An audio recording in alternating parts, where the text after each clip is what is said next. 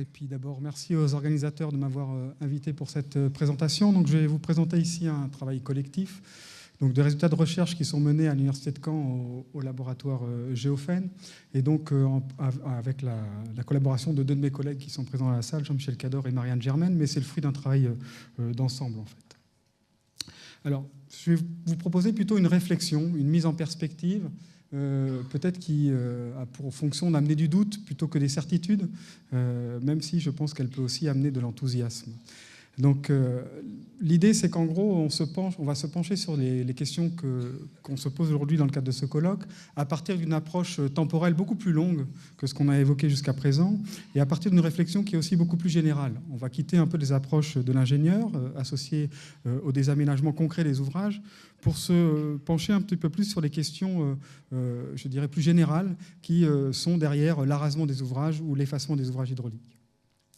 Cette réflexion donc, que je vous propose, elle est issue en fait d'une double approche, d'une approche sur le temps long des systèmes, et puis en même temps couplée avec une connaissance qu'on a au laboratoire, dont je ne vais pas du tout parler ici, mais que nous maîtrisons au laboratoire, du fonctionnement actuel hydrosédimentaire des systèmes dont je vais parler.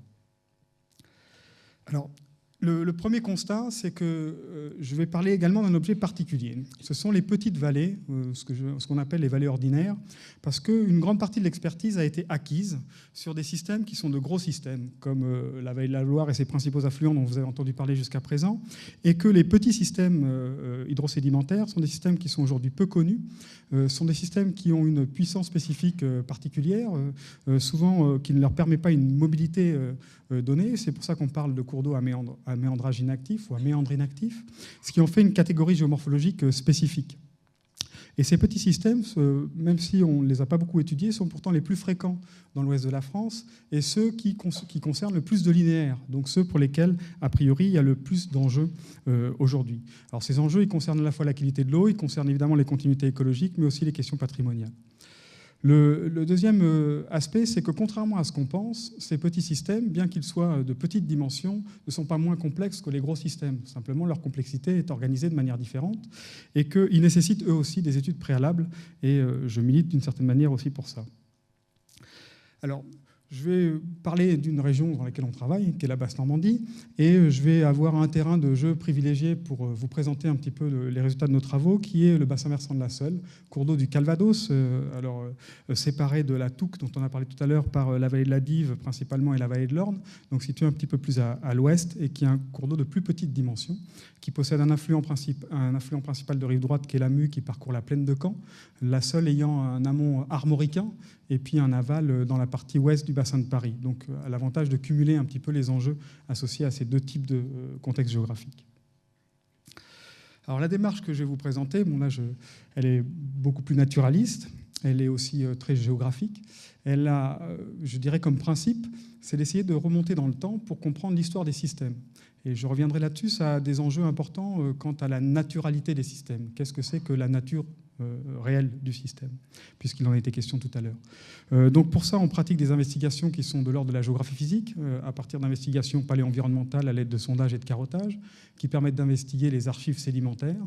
Ces archives sédimentaires, elles ont un contenu sédimentaire et pollinique. Vous avez des pollens en haut à gauche de la diapositive, qui montrent la végétation qui pouvait exister à l'époque où se sont déposés ces sédiments. Et si on combine ces archives sédimentaires à des archives qui sont plus classiques, historiques, pratiquées par le géographe des temps contemporains et par l'historien pour des époques plus éloignées, des archives iconographiques, des documents anciens tels que des plans ou des textes, et à des archives d'origine archéologique qui sont en association avec les sites archéologiques qui sont fouillés et qui révèlent par exemple un certain nombre de restes d'entomofaune ou de restes de faune plus conséquente, de mammifères par exemple, qui sont destinés à l'élevage. On peut avoir une indication quant à l'évolution de l'environnement et des milieux, à la fois sous l'effet des facteurs naturels et des facteurs anthropiques. Alors, je vais vous livrer un petit peu les conclusions de ce travail-là de manière, j'espère, synthétique et accessible. Première étape un petit peu de ces systèmes, je vais directement au premier point, c'est en gros le système sans les agriculteurs. C'est-à-dire qu'ici, vous avez une restitution de la vallée de la Mue qui présente le système physique tel qu'il était parcouru par des chasseurs-cueilleurs-collecteurs, c'est-à-dire des gens qui n'intervenaient pas dans les attributions d'usage du sol et qui simplement utilisaient les ressources d'un espace donné. Ce qu'on sait aujourd'hui de ces systèmes-là, c'est que ces systèmes, ils étaient très différents de ce que nous avons sous les yeux et qu'ils renvoyaient à, en gros, un environnement globalement forestier, chêné mixte, des versants qui étaient boisés et un fond de vallée qui est devenu de plus en plus humide au cours des 10 derniers millénaires, période qu'on appelle l'Holocène. Et ce fond de vallée possédait des espaces palustres beaucoup plus développés qu'aujourd'hui. On va le voir également sur la deuxième diapositive. Quand on arrive au néolithique, on a une intervention des premiers agriculteurs dans l'espace. Cette intervention, elle est d'abord ponctuelle. Ils vont attaquer les couverts forestiers pour développer des parcelles agricoles, des terrains cultivés, principalement sur les plateaux, dans les zones qui sont les mieux réessuyées et où les pratiques agricoles sont facilement possibles. Ça, c'est le cas en Basse-Normandie, dans la vallée de la Mue en particulier. Ces clairières, elles ont peu de conséquences sur le fonctionnement physique des vallées de leurs versants et des fonds de vallée. Ce qui fait que pendant le néolithique, globalement, les fonds de vallée restent humides. Ils sont globalement le domaine de grandes zones humides tourbeuses. C'est le cas dans la vallée de la Muse, c'est aussi le cas dans la vallée de la Seule, où on a globalement une forêt alluviale assez dense qui se développe au milieu d'écoulements qui sont divagants, qui sont mal chenalisés, et où les zones tourbeuses occupent l'essentiel de la sédimentation de fonds de vallée. Donc des environnements, j'y reviendrai, qui sont assez loin de ce qu'on peut imaginer pour ces systèmes aujourd'hui. Si on continue dans le temps et qu'on va vers l'âge du bronze, cette fois-ci, les sociétés sont mieux organisées, elles sont plus complexes, les pratiques agricoles sont beaucoup plus efficaces, on a les premiers parcellaires attestés, et on a donc cette fois-ci de premiers défrichements de grande ampleur qui se produisent principalement toujours dans ces régions-là, sur les plateaux. Ces défrichements de grande ampleur, ils ont leurs premières conséquences dans les fonds de vallée. La fréquentation des fonds de vallée n'est pas vraiment attestée, les marges, oui, mais pas les fonds de vallée vraiment. En revanche, on a les premières passées sédimentaires détritiques qui proviennent de l'érosion des sols des plateaux qui ont été mis en culture et qui viennent se sédimenter dans les fonds de vallée. On a les premières traces d'érosion, je dirais, d'origine anthropique, datées de cette époque de l'âge du bronze. Et si on continue maintenant le système, on est à peu près il y a 2500 ans au niveau du deuxième âge du fer, période qu'on pourrait qualifier de période gauloise. À cette époque-là, on a une transformation complète des systèmes, puisqu'on est dans des paysages et des équilibres paysagers qui sont à peu près les mêmes que ceux qu'on a aujourd'hui. Puisqu'on a des plateaux qui sont cultivés, avec des alternances de cultures qui sont différentes, mais globalement totalement mis en valeur par des pratiques agricoles, culture plus élevage. On a des versants qui ont été en grande partie aussi défrichés, réservés à des espaces de landes et de parcours pour les troupeaux, par exemple. Et on a des fonds de vallée qui ont subi deux transformations majeures. La première transformation, c'est que l'afflux de sédiments détritiques issus des plateaux et de l'érosion des sols des versants a entraîné l'atterrissement des fonds de vallée, c'est-à-dire que les limons sont venus se déposer dans les fonds de vallée et ont commencé à les stabiliser. Et donc, on a eu un recul considérable des zones humides. Et toutes nos zones tourbeuses de l'âge du bronze et du néolithique ont disparu à cette époque-là, du fait de cette érosion des sols et des sédimentations corrélatives. Dans le même temps, on sait que les hommes ont pris pied dans les fonds de vallée pour la première fois dans ces régions de Basse-Normandie et qu'ils y ont pratiqué sans doute l'élevage à travers des prairies humides, sans doute fréquentées saisonnièrement. Donc ici, on a une vraie transformation. Ça renvoie au titre, je vous ai mis les temps des métamorphoses. Là, on a un des temps forts de la métamorphose. Cette métamorphose, ce n'est pas un phénomène isolé, rencontré à quelques sites, c'est quelque chose qui est généralisé.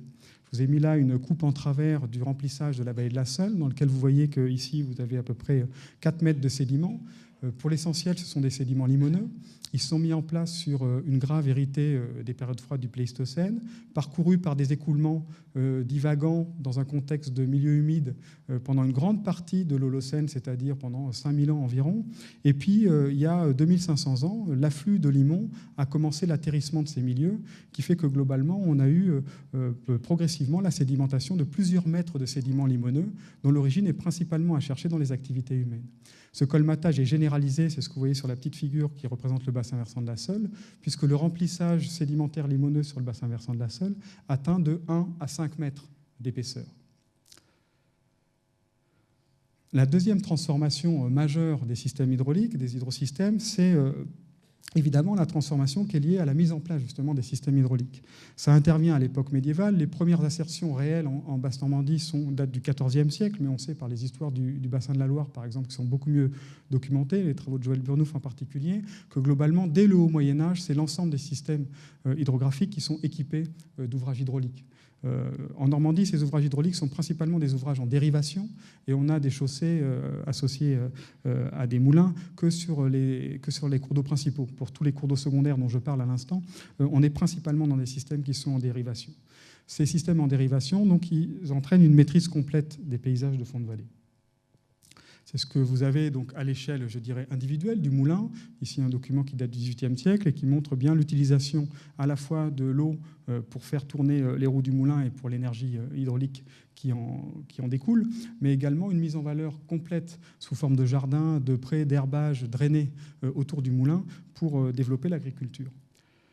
De proche en proche, de moulin en moulin, en quelque sorte, c'est l'ensemble du fond de vallée qui a totalement été maîtrisé par ces sociétés de l'époque médiévale et de l'époque moderne, puisque vous avez en fait entre le canal d'Alnay d'un moulin, le moulin, puis le canal de fuite de ce moulin-là, et puis le retour vers le chenal et le nouveau canal d'Alnay du nouveau moulin, vous avez des vallées qui sont totalement corsetées entre des écoulements naturels et des écoulements qui sont plus naturels justement, des écoulements, je dirais, initiaux et des écoulements qui sont totalement créés par les hommes et qui crée un système artificiel qui se substitue pour partie au premier.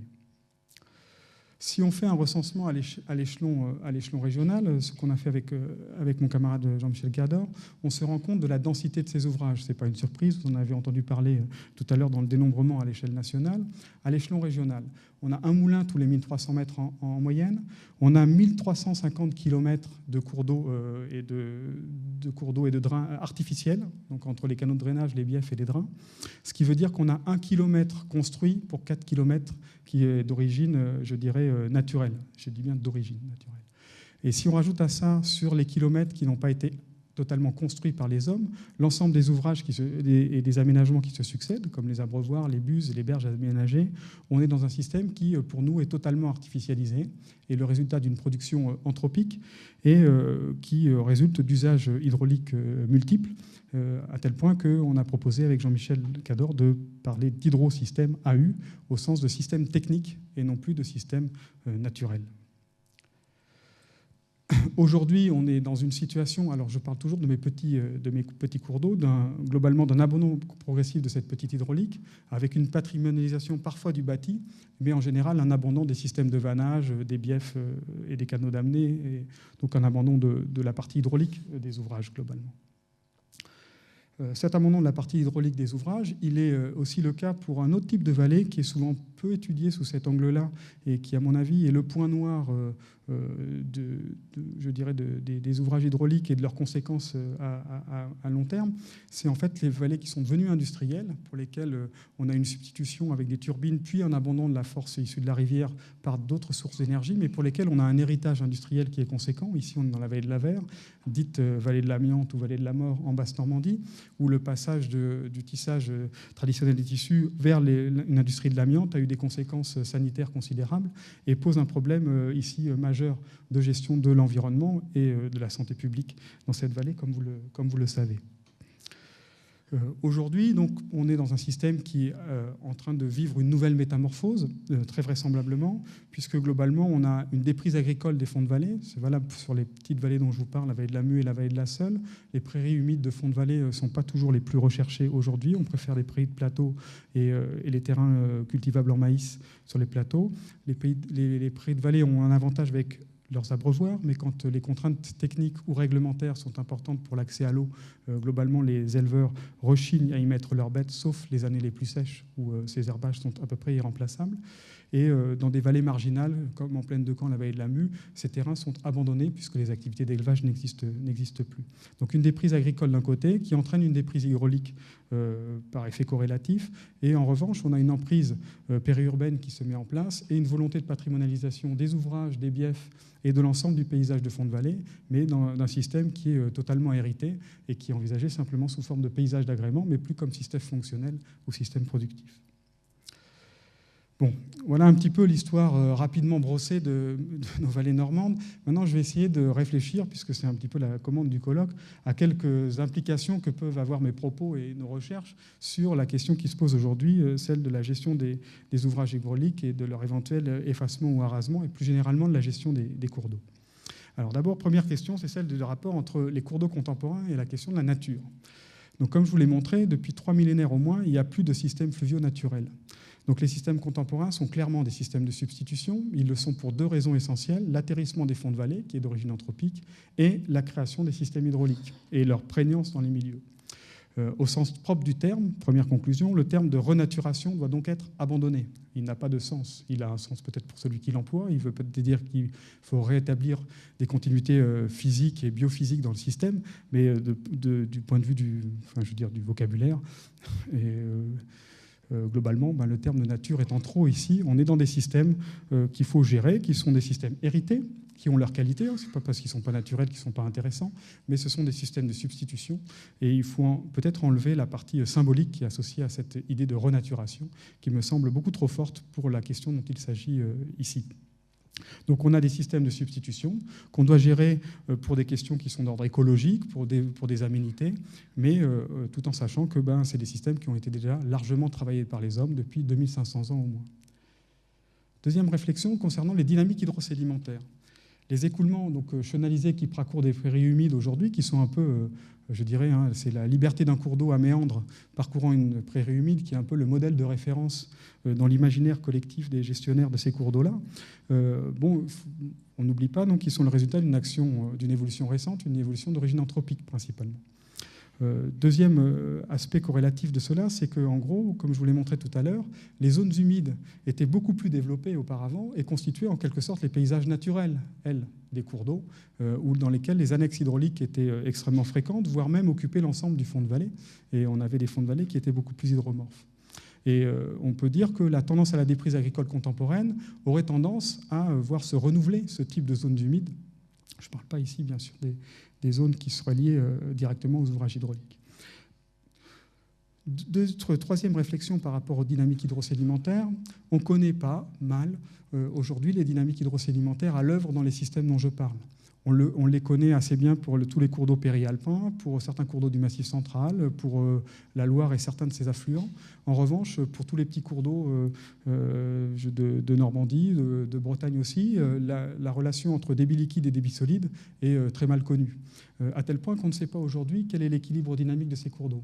Est-ce que ces cours d'eau, par exemple, sont en train de taper dans les stocks alluviaux déposés lors des 2500 dernières années, et donc en quelque sorte, ils seraient en phase de vidangeage de ces alluvions d'origine anthropique, ou est-ce qu'au contraire, on a des formes qui s'entretiennent et on est en véritable équilibre dynamique ? Ça, c'est une question qui reste posée, qui a peu d'impact, je dirais, sur le court terme des systèmes, parce qu'à court terme, on a du méandrage inactif. Les cours d'eau ont peu de puissance spécifique, ils ont peu de capacité à mobiliser leur lit et à le changer. En revanche, pour une gestion qui se voudrait durable, là, on a peut-être un enjeu de gestion important. La conclusion de ça, c'est que est-ce que les cours d'eau à chenaux uniques méandriformes qui parcourent des espaces de prairies mégaforbiers ne sont peut-être pas les seuls milieux de référence possibles pour les gestionnaires, et peut-être certains milieux à écoulement divagant avec des nappes phréatiques élevées au milieu d'une ripisylve dense pourraient être aussi bien des milieux de référence et dont l'origine naturelle ne serait pas moins fausse. Concernant maintenant les fonctions écologiques. Donc, comme vous le savez, la qualité de l'eau, elle est altérée depuis longtemps. Elle est altérée par la production des MES depuis l'âge du fer, j'en ai parlé tout à l'heure, et par un ensemble d'actions que vous connaissez aussi bien que moi, voire mieux que moi. Deuxième aspect qui affecte la qualité des eaux, c'est la rétractation des zones humides. On en a parlé de leur fonction épuratrice, mais ça, c'est quelque chose qui est ancien, puisque ça date en fait de la mise en place de sédiments de débordement et de l'atterrissement progressif des fonds de vallée. C'est quelque chose qui est hérité de longues périodes. Troisième élément, cette fois-ci à l'échelle du chenal, effectivement, la fixation des chenaux par les activités anthropiques dont j'ai parlé tout à l'heure favorise une forme de continuité hydrologique, malgré tout, même si vous avez des seuils et des barrages qui retiennent l'eau à certains endroits, mais effectivement limite la continuité écologique. Donc les fonctions écologiques assumées par le chenal sont dépendantes à la fois de ce qui se passe à l'échelle du bassin versant, et on l'a vu par exemple sur la Touques, une station d'épuration peut avoir un impact aussi important sur la qualité de l'eau et la population piscicole d'un cours d'eau que, je dirais, un ouvrage en travers, surtout si celui-ci est muni d'une écluse et qu'il permet pour partie la remontée du poisson. Deuxième réflexion, c'est que peut-être qu'il faudrait aussi élargir le débat. Ça a été un petit peu fait dans les questions qui ont été posées à Jean-René Malavoie sur des diagnostics qui soient complets. Parce qu'à force d'avoir des diagnostics qui sont marqués par un seul géoindicateur, le poisson, on vient à passer à côté d'un certain nombre de diversités du milieu. Et en particulier, je pense qu'on sous-estime les fonctions écologiques et la biodiversité portée par des zones humides qui resteraient dans ces fonds de vallée. Donc, d'où les questionnements autour des invertébrés, des amphibiens et de l'entomofaune. Bon, quelques réflexions, voilà, toujours pareil. C'est juste des idées, mais quelques réflexions autour de la gestion contemporaine des lits fluviaux. Donc, ce que montre l'étude sur la longue durée, c'est que globalement, l'état du système, il est le résultat, à partir du moment où les sociétés sont organisées, d'un équilibre entre des rapports économiques et sociaux au sein d'un espace donné. Donc, c'est la production d'un système et d'un système social qui agit sur un milieu physique.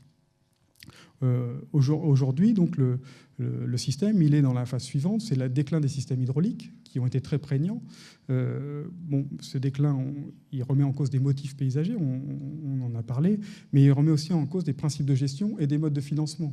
En particulier, la relation propriétaire-ouvrage, propriétaire-aménagement est en gros fragilisée. Aujourd'hui, on le voit bien dans les discussions qu'il y a, où les propriétaires se sentent propriétaires, mais pas forcément responsables des conséquences financières de leur propriété, par exemple, et où on a un débat sur ce qu'est en fait la propriété. Le deuxième aspect, excusez-moi, c'est qu'on a une affirmation des fonctions écologiques du cours d'eau qui ont été redécouvertes en quelque sorte et qui sont aujourd'hui mises en avant par la puissance publique autour des questions du désaménagement de manière générale et de l'entretien de ce que j'ai appelé des formes de substitution pour essayer de maintenir la plus grande biodiversité.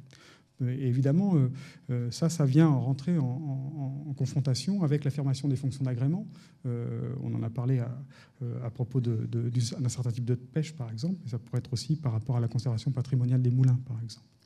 En fait, on est dans une phase, me semble-t-il, d'un déclin d'une certaine forme de rapport socio-économique qui avait établi le système précédent, et dans une phase de renouvellement, d'émergence de nouveaux rapports de force, avec de nouveaux acteurs, avec de nouveaux lobbies, on le voit et on le sait bien, et que l'équilibre est en train de se faire aujourd'hui. Alors la durabilité de cet équilibre est mal définie, mais c'est un temps particulier de l'histoire, et le résultat en est peut-être quelques métamorphoses de cours d'eau à venir.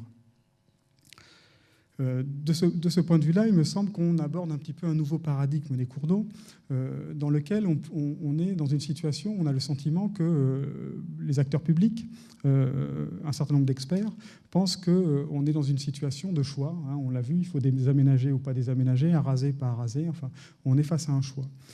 Et ce choix, apparemment, il doit être fait en fonction de la définition d'un bien commun, dans lequel on arrive à faire prendre en compte l'ensemble des valeurs écologiques, économiques, sociales, portées par un territoire donné. Alors je pense que là, si on est dans cette situation-là, je pense qu'en tant qu'issu de cette expérience de recherche que nous avons, et puis d'un certain nombre de discussions au sein du laboratoire, il me semble qu'il y a un certain nombre de nécessités qu'il ne faut jamais oublier, parce que sinon on se ment à soi-même, et on va privilégier un angle de l'expertise plutôt que celle d'un véritable débat collectif autour des enjeux de développement de territoire. En particulier, ça nécessite qu'on ait des expertises qui soient locales et qui soient complètes et qui soient préalables. Parce qu'à partir du moment où on a décidé de la disparition d'un ouvrage et qu'on commence les expertises pour voir l'état du milieu, je pense que là, on fonctionne dans un mauvais sens. Je pense que là, on est dans une situation aussi où on est prisonnier d'un calendrier qui est celui de la loi, dans des questions qui sont des questions de longue haleine. C'est un peu ce que j'essaye de vous montrer. Et c'est qu'à mon avis, on n'est pas pressé après tout. Enfin, qu'est-ce qui nous presse, à part les questions réglementaires? Je pense qu'à un moment donné, il faut savoir aussi ce que l'on veut. Et si on veut connaître les milieux, je pense qu'il faut du temps pour les étudier et du temps ensuite pour les gérer. Donc il faut des expertises locales qui intègrent le plus possible l'ensemble des dimensions des systèmes, et puis réfléchir véritablement à la nécessité de l'acceptabilité sociale. Ça a été dit par d'autres, c'est devenu un peu une tarte à la crème, je le répète ici parce que j'y crois quand même, et autour de deux questions qui sont celles de la pédagogie, la capacité qu'on a à transmettre nos connaissances et notre manque de connaissances. Qu'est-ce qu'on sait d'un sujet et qu'est-ce qu'on ne sait pas d'un sujet? J'ai bien aimé les échanges tout à l'heure parce qu'ils témoignent bien de ça. Je pense qu'il y a plein de choses qu'on ne sait pas et qu'à force de ne pas en parler, eh ben, on passe peut-être à côté d'un certain nombre de questions, et ça fait partie des choses qu'on regrettera peut-être. C'était un peu le thème de la discussion de tout à l'heure, dans quelques années. Et puis, je pense qu'il y a aussi une autre chose. Sachons que nous avons affaire à des systèmes qui sont des systèmes de substitution, qui doivent tout à l'homme, dans leur fonctionnement, leur existence, et que, de ce point de vue, nous n'avons pas à être dépourvus de capacité d'imagination. Il n'y a pas de diktat à avoir, soit du côté de l'environnement, soit du côté de la patrimonialisation. Je pense qu'il y a une capacité, au niveau local, d'avoir... on a des enjeux qui sont définis, je veux dire, internationalement, d'une certaine manière, via la DCE. Il y a un certain nombre de choses qu'on a envie de respecter. Mais je pense que si on arrive à rétablir la capacité d'initiative au niveau local et d'imagination pour les territoires au niveau local, je pense qu'on gagnera un petit peu ce pari. Ça va dans le sens un petit peu de ce que disait monsieur tout à l'heure sur la passion qu'il faut avoir pour mener à bien ces débats-là. Je pense que dans cette passion, il faut aussi une capacité à contourner des problèmes qui sont des affrontements un peu trop caricaturaux pour proposer d'autres solutions. Et ça nécessite d'avoir un petit peu d'imagination et pas simplement de faire copier-coller du rapport précédent. Je vous remercie de votre attention.